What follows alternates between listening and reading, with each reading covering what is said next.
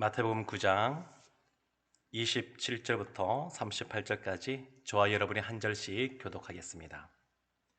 예수께서 거기에서 떠나가실새 두 맹인이 따라오며 소리질러 이르되 다윗의 자손이여 우리를 불쌍히 여기소서 하더니 예수께서 집에 들어가시매 맹인들이 그에게 나아오거늘 예수께서 이르시되 내가 능히 이 일 할 줄을 믿느냐 대답하되 주여 그러하오이다 하니 이에 예수께서 그들의 눈을 만지시며 이르시되 너희 믿음대로 되라 하시니 그 눈들이 밝아진지라. 예수께서 엄히 경고하시되 삼가 아무에게도 알리지 말라 하셨으나 그들이 나가서 예수의 소문을 그 온 땅에 퍼뜨리니라. 그들이 나갈 때에 귀신 들려 말 못하는 사람을 예수께 데려오니 귀신이 쫓겨나고 말 못하는 사람이 말하거늘 무리가 놀랍게 여겨 이르되 이스라엘 가운데서 이런 일을 본 적이 없다 하되 바리새인들은 이르되 그가 귀신의 왕을 의지하여 귀신을 쫓아낸다 하더라. 예수께서 모든 도시와 마을에 두루 다니사 그들의 회당에서 가르치시며 천국 복음을 전파하시며 모든 병과 모든 약한 것을 고치시니라. 무리를 보시고 불쌍히 여기시니 이는 그들이 목자 없는 양과 같이 고생하며 기진함이라. 이에 제자들에게 이르시되 추수할 것은 많되 일꾼이 적으니 그러므로 추수하는 주인에게 청하여 추수할 일꾼들을 보내주소서 하라 하시니라. 아멘. 오늘 본문의 말씀이 시작되는 27절을 보면 곰곰이 생각해 보면 약간 이상하게 여겨지는 부분이 있습니다. 27절 말씀입니다. 예수께서 거기에서 떠나가실새 두 맹인이 따라오며 소리질러 이르되 다윗의 자손이여 우리를 불쌍히 여기소서 하더니 예수님께서 떠나가시는 길을 가시는데 두 맹인이 따라오면서 소리를 지릅니다. 그러니까 짧은 거리야 뭐 이렇게 따라가면서 소리를 지를 수 있겠지만 조금 거리가 좀 되는 것 같은데 이 앞을 못 보는 분들이 따라간다. 이것도 참 이렇게 생각해 보면 흔한 그러한 광경은 아닌 것 같습니다. 그리고 28절에 시작되는 거 보면 예수께서 집에 들어가심에 이렇게 나옵니다. 예수님께서 누군가가 따라오면서 예수님을 부르는데 예수님께서 그것을 외면하시고 그냥 그 길을 걸어가시는 장면, 이런 장면은 흔치 않습니다. 그러니까 이 말씀을 생각해 보면 왜 예수님께서 그 두 맹인이 소리 지르면서 따라올 때 왜 반응을 보여주지 않으시고 그냥 집에 들어가셨을까? 이런 생각을 해볼 수 있습니다. 얼마 전에 2월 1일 날 미얀마에서 군부 쿠데타가 발생했다 그럽니다. 그런데 일반적으로 보면 이 쿠데타가 발생했을 때 그것이 바로 성공을 했는지 어떠는지 그 나라의 국민들이 바로 아는 건 아닙니다. 이 미얀마 같은 경우에도 몇 시간 동안 이 방송이 나오지 않고 그랬다 그러는데 이 쿠데타가 성공하려면 일반적으로 서서히 이 국민들이 그 쿠데타가 성공했다는 것을 알려야 되고 또 다른 나라들로부터 그 쿠데타가 인정을 받아야 성공하는 것을 볼 수 있습니다. 예수님이 이 어둠이 가득한 이 세상 가운데 오신 것은 어떤 의미에서는 이러한 영혼의 쿠데타가 지금 벌어지고 있다. 소리 없는 혁명이 벌어지고 있다. 이렇게 볼 수가 있습니다. 예수님께서는 그냥 한순간에 모든 사람들에게 짠 하고 나타나셔서 메시아가 오셨음을 드러내실 수 있는데 그렇게 하지 않고 서서히 사람들이 예수님이 메시아인가 보다 라고 생각하게 하시고 점점 메시아이시구나 라고 하는 것을 깨달을 수 있도록 점진적으로 이것이 확산될 수 있도록 예수님께서 사역하셨습니다. 그래서 이 두 맹인이 따라오면서 다윗의 자손이여 라고 부르면서 예수님을 따라왔지만 예수님이 그냥 집으로 들어가시고 그리고 그 두 사람이 그 집까지 들어오니까 그제서야 그들을 고쳐주시면서 어디 가서 이 말을 하지 마라. 고쳐준 것에 대해서 이야기하지 마라. 이런 말씀을 하십니다. 예수님께서는 하나님으로부터 보냄받아 이 땅에 오셨습니다. 그리고 제자들을 또 보내시는데 실제로 예수님의 삶이 어떻게 하는 것이 소명자의 삶인지 사명자의 삶인지 보여주고 계십니다. 제자들에게도 그 같은 모습을 보여주는 것을 볼 수가 있습니다. 일반적으로 보게 되면 사람들은 예수님을 향하여 나사렛 예수 이렇게 말을 합니다. 그런데 이 맹인들은 뭐라고 말하냐면 다윗의 자손이여 이렇게 예수님을 향하여 불렀습니다. 이것은 특별한 겁니다. 다윗의 자손 그러면 구약에서는 메시아를 의미합니다. 이 땅에 우리를 와서 우리를 구원해 줄 그 메시아. 예수님께서 이 마태복음 앞에 보게 되면 여러 그러한 병자들을 고치시고 죽은 자도 살려주시고 귀신도 쫓아내고 사람들을 회복시키시는 일들을 반복해 오셨습니다.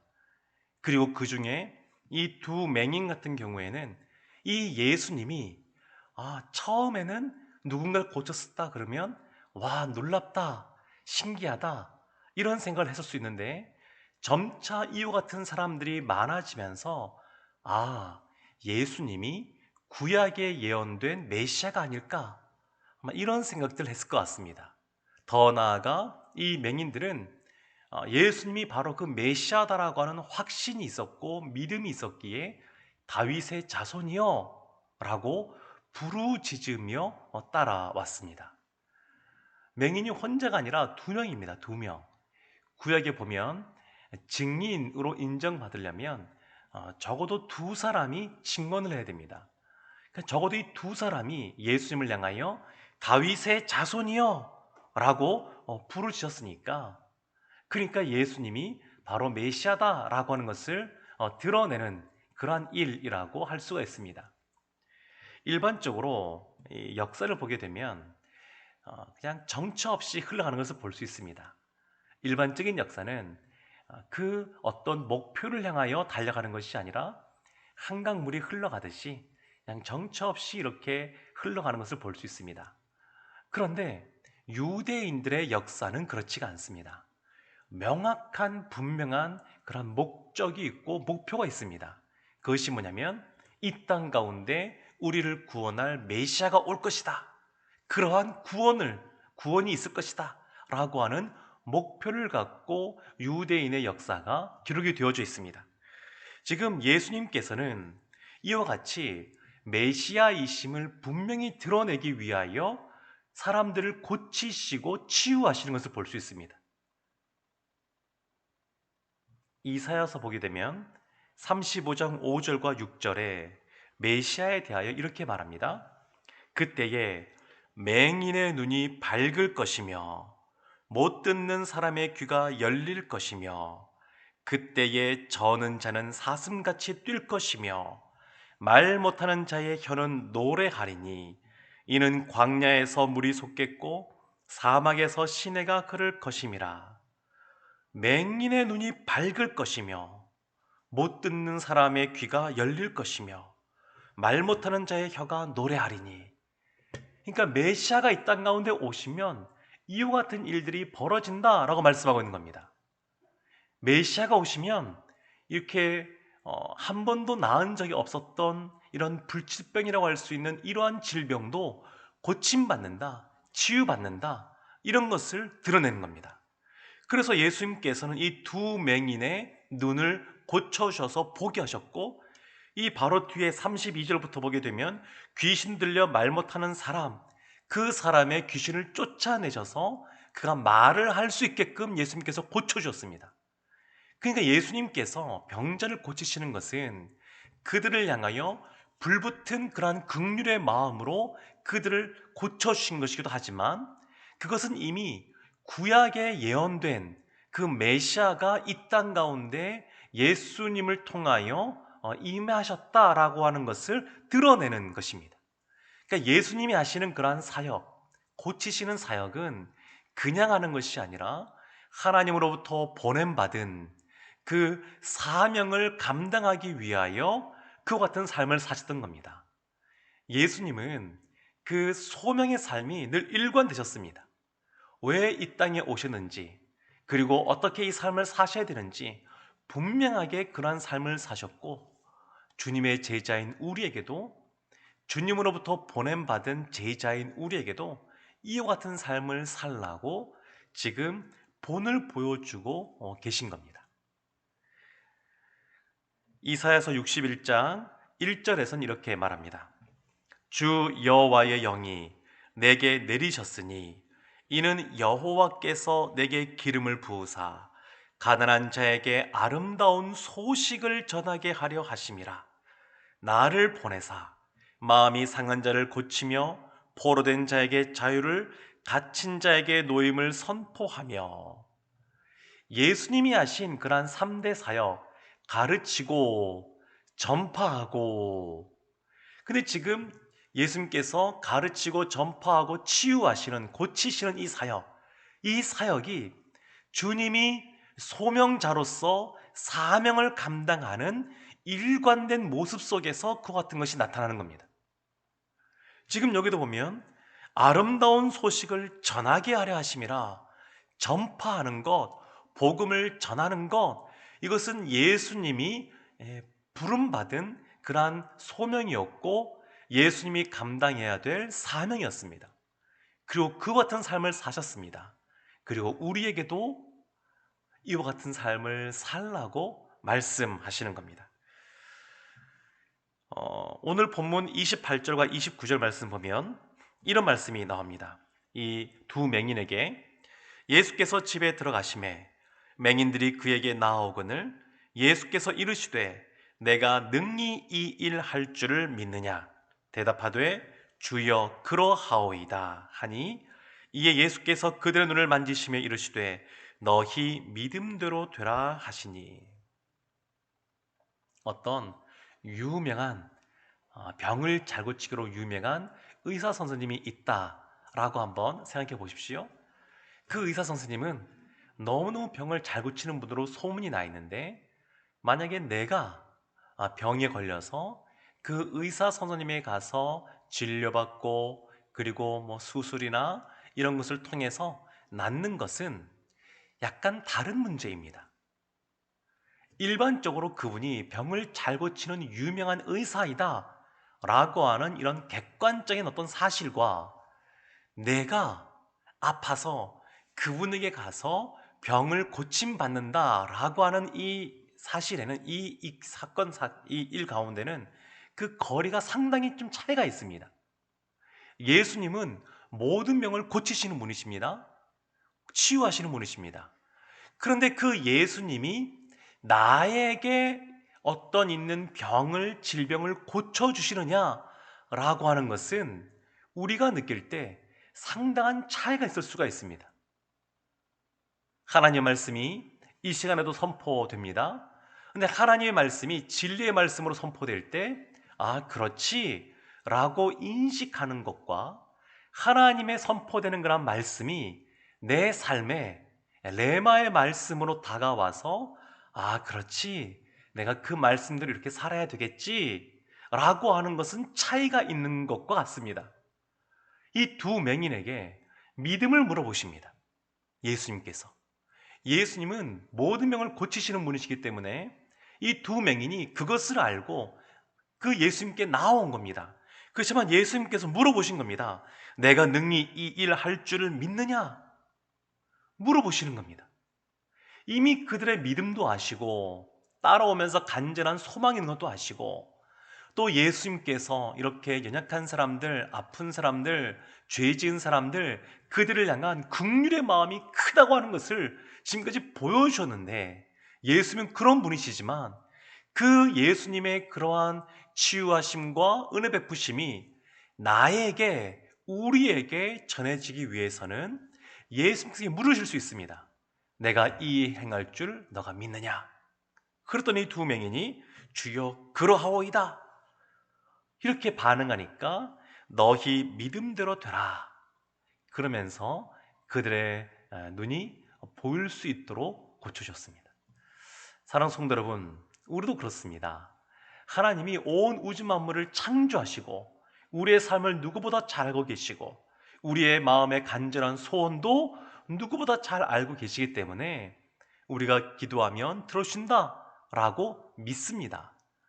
그러나 구체적으로 우리가 기도하면서 반드시 이 기도가 우리의 구원자 되시는 예수 그리스도로 말미암아 성취되어지고 이루어질 것이라고 믿는 것은 또한 차이가 있을 수가 있습니다. 하나님은 그런 분이셔. 치유하시는 분이셔. 그리고 우리에게 말씀하시는 분이시고 우리의 삶의 필요한 것들을 채워주시는 분이시고 근데 그것이 우리 개인의 삶 속에 이루어지기 위해서는 우리가 이 맹인들과 같은 그러한 개인의 신앙의 고백이 하나님 말씀이 레마의 말씀으로 들려져야 될 줄로 믿습니다. 근데 예수님의 말씀에 또 예수님 행하심에 대해서 모든 사람이 다 이렇게 믿음으로 반응하는 건 아니었습니다. 34절 말씀 보게 되면 바리새인들은 이르되 그가 귀신의 왕을 의지하여 귀신을 쫓아낸다 하더라. 바리새인들은 율법에 의지하여서 귀신 들린 사람이 있으면 그를 부정하다 그러고 그리고 성전에 들어오지 못하도록 막고 쫓아냈었습니다.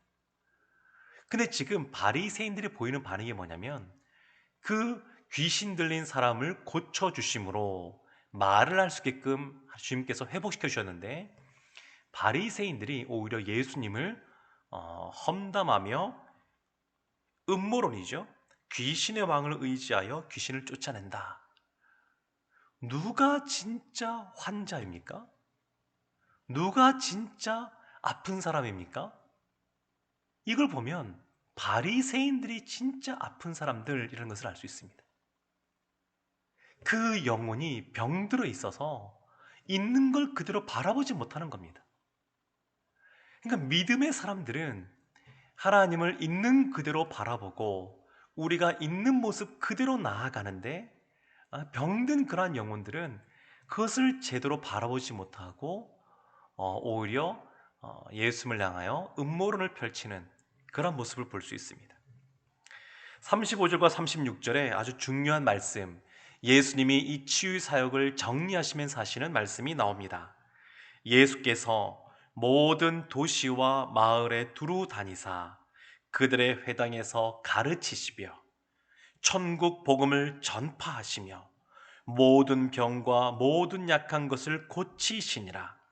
무리를 보시고 불쌍히 여기시니 이는 그들이 목자 없는 양과 같이 고생하며 기진함이라. 예수님의 이 사역을 세 단어로 정의해봐라. 그러면 가르치시며 전파하시며 고치시니라. 이 세 단어로 정리할 수 있습니다. 소명자의 삶을 주님께서 충실하게 살아가셨습니다. 근데 왜 예수님께서 이와 같은 삶을 사셨냐면 그 이유, 그 원인이 36절에 나오는데 무리를 보시고 불쌍히 여기시니 불쌍히 여기셨기 때문에 그렇습니다.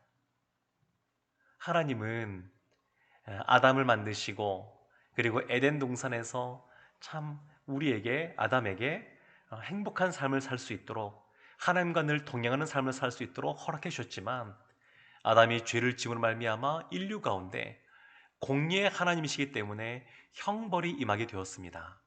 그러나 하나님은 그조차 긍휼히 여기시는 마음이 있었습니다. 마음 아파졌습니다. 그래서 이 땅 가운데 예수 그리스도를 통하여 죄와 죽음의 문제를 해결해 주셨습니다. 하나님은 기본적으로 우리를 긍휼히 여기십니다. 불쌍히 여기십니다. 두 맹인이 예수님을 향하여 소리 지를 때 다윗의 자손이여 우리를 불쌍히 여기소서 이렇게 외쳤는데 이들의 외침은 정확하게 하나님 예수님께서 어떤 마음으로 이 사역을 하시는지 거기에 합당한 그런 부르짖음이었습니다. 우리가 주님 앞에 기도할 때도 마찬가지입니다.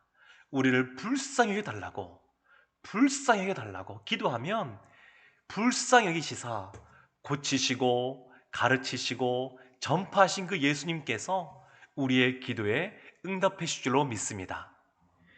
37절과 38절에 또 예수님께서 이 제자들을 향하여 아주 중요한 말씀을 하십니다. 이에 제자들에게 이르시되 추수할 것은 많되 일꾼이 적으니 그러므로 추수하는 주인에게 청하여 추수할 일꾼들을 보내주소서 하라 하시니라. 제가 목회자로 부름받고 또 목회하면서 제가 믿고 있는, 특별히 더 믿고 붙잡고 있는 말씀들이 있는데 그 중에 한 말씀이 이 말씀입니다. 추수할 거리가 많다는 겁니다. 추수할 것이 없는 것이 아니라 추수할 것이 많다는 겁니다. 문제는 일꾼이 적다는 겁니다.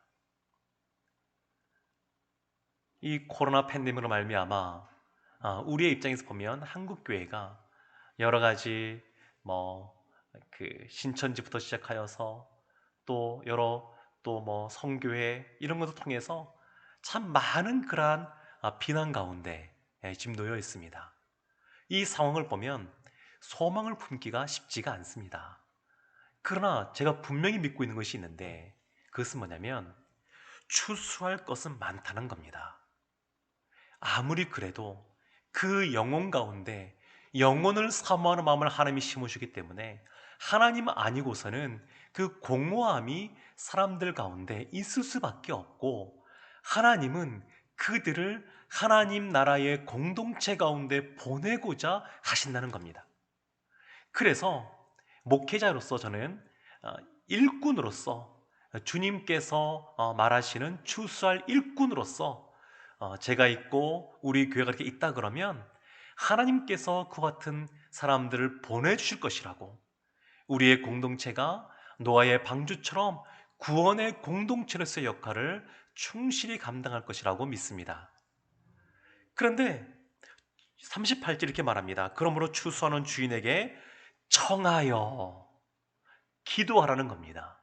기도하라고, 추수할 일꾼들을 보내주셔서 하라.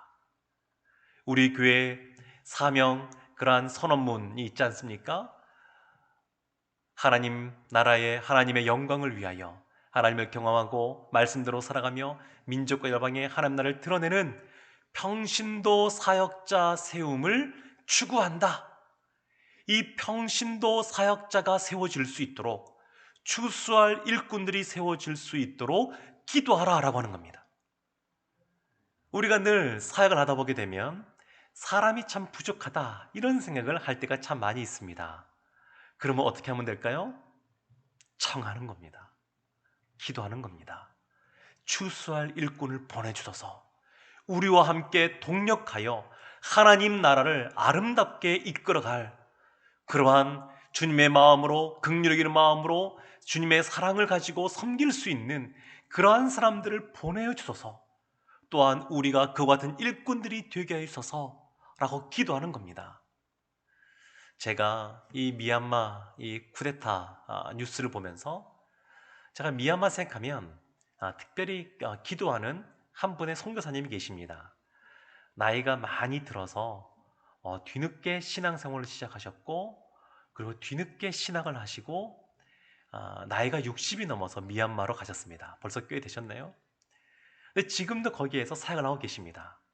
사역을 하고 계시는데, 근데 그분의 삶을 이제 아니까 이런 그분 때문에라도 미얀마의 영혼들을 위해서 기도하게 되고, 또 이러한 사건의 뉴스들을 보게 되면 안전할 수 있도록, 또 그럼에도 불구하고 이런 상황 속에서도 하나님의 나라가 또 확장될 수 있도록 기도하는데, 우리가 늘 이와 같이 주님 앞에 부름받은 자인 줄로 믿습니다. 주님은 우리를 이미 부르셨습니다. 그리고 사명을 주셨습니다. 우리가 이 두 맹인처럼 예수 그리스도를 구주라고, 메시아라고 우리가 분명히 고백하고 믿음으로 반응하며, 그리고 주님 앞에 늘 가르치고 전파하고 고치시는 사역, 우리도 본받아 이와 같은 사역을 감당하는 추수할 일꾼들 다 되기를 원합니다.